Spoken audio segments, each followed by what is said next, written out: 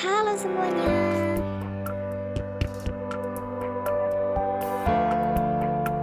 Pada video ini akan membahas tentang Indis Partij.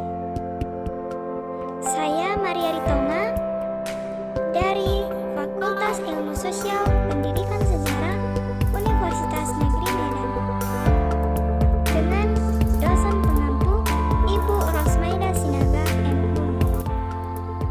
Indis Partij merupakan organisasi politik yang anggota-anggotanya berasal dari keturunan campuran Belanda pribumi, Indo-Belanda, dan orang asli pribumi. Munculnya organisasi ini karena adanya sejumlah golongan orang Indo-Belanda yang dianggap lebih rendah kedudukannya daripada orang Belanda asli. Secara hukum mereka itu masuk dalam bangsa kelas 1 karena kedudukan ayahnya yang orang Belanda. Namun demikian, secara sosial karena ibunya orang pribumi, mereka anggap lebih rendah oleh golongan Belanda Toto. Sejumlah orang dari golongan Indo-Belanda itu kemudian mendirikan perkumpulan Indis Bond. Douwes Dekker yang kemudian berganti nama menjadi Dr. Danudirjo Setiabudi berkeinginan untuk melanjutkan Indis Bond sebagai organisasi politik yang kuat. Keinginan Douwes Dekker itu semakin menguat saat ia bertemu dengan Dr. Cipto Mangkusumo dan Suwardia Sunaningrat atau dikenal dengan Ki Hajar Dewantara. Mereka kemudian dikenal dengan tiga serangkai. Douwes Dekker adalah cucu Edward Douwes Dekker atau Multatuli, seorang penulis Max Havelaar yang membalat petani Banten dalam masa tanam paksa. Ia seorang campuran ayah Belanda dan ibunya Indo. Pengalaman hidupnya itulah yang menjiwai gerak politiknya.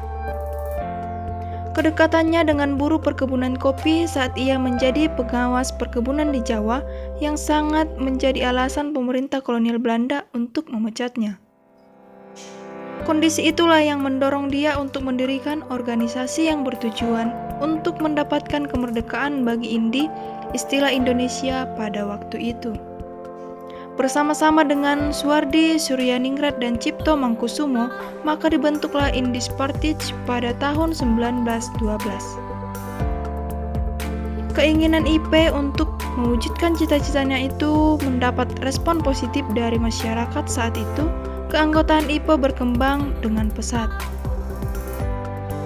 Sebagai seorang koresponden surat kabar De Lokomotief di Semarang, kemudian harian Subarjas Handblad, Batavia Nieuwsblad, dan akhirnya di majalah Het Geescherp dan surat kabar De Express, Douwes Dekker dengan mudah dapat mengutarakan gagasannya. Ia berpendapat hanya melalui kesatuan aksi melawan kolonial dapat mengubah sistem yang berlaku. Ia juga berpendapat bahwa setiap gerakan politik haruslah mempunyai tujuan akhir, yaitu kemerdekaan. Pendapat itulah yang kemudian ditulis dalam Het Geescherp dan The Express, kedekatan Douwes Dekker dengan pelajar Stovia di Jakarta. Membuka peluang bagi pemuda terpelajar saat itu untuk menuangkan gagasan-gagasan mereka dalam surat kabar Batavia Nieuwsblad. Pengaruh Bu juga mendasari jiwa Douwes Dekker saat ia melakukan propaganda ke seluruh Jawa di tanggal 15 September hingga 3 Oktober 1912. Dalam perjalanannya itu, ia menyelenggarakan rapat-rapat dengan elit lokal di Yogyakarta, Surakarta, Madiun, Surabaya, Tegal, Semarang, Pekalongan, dan Cirebon. Dalam pertemuannya dengan para tokoh elit BU itu, Douwes Dekker mengajak membangkitkan semangat golongan Bumiputra untuk menentang penjajah. Kunjungannya itu menghasilkan tanggapan positif di kota-kota yang dikunjunginya. Dari itulah IP kemudian mendirikan 30 cabang dengan jumlah anggota 730 orang. Kemudian terus bertambah hingga mencapai 6.000 orang yang terdiri dari orang Indo dan Bumiputra. Dalam anggaran dasar IP disebutkan untuk membangun patriotisme bangsa Hindia kepada tanah airnya yang telah memberikan lapangan hidup dan menganjurkan kerjasama untuk persamaan ketatanegaraan guna memajukan tanah air Hindia dan untuk mempersiapkan kehidupan rakyat yang merdeka. Bagi pemerintah kolonial, keberhasilan IPE mendapat simpatisan dari masyarakat merupakan suatu yang berbahaya. Organisasi itu kemudian dinyatakan sebagai organisasi terlarang dan berbahaya pada tahun 1913. Pemimpinnya kemudian ditangkap dan dibuang. Dawes Dekker diasingkan ke Timur Kupang. Cipto Mangkusumo dibuang ke Bekamu. Suardi Suryaningrat dibuang ke Bangka.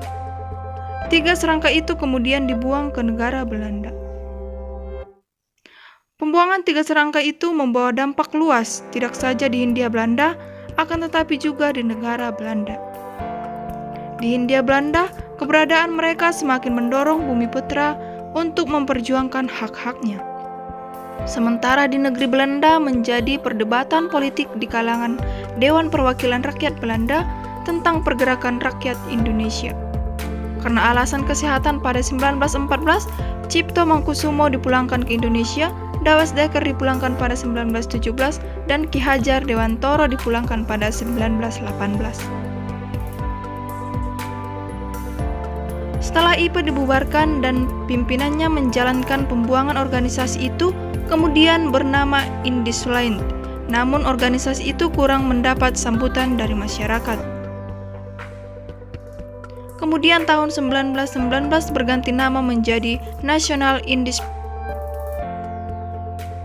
Ki Hajar Dewantoro kemudian mendirikan perguruan taman siswa sebagai badan perjuangan kebudayaan dan perjuangan politik.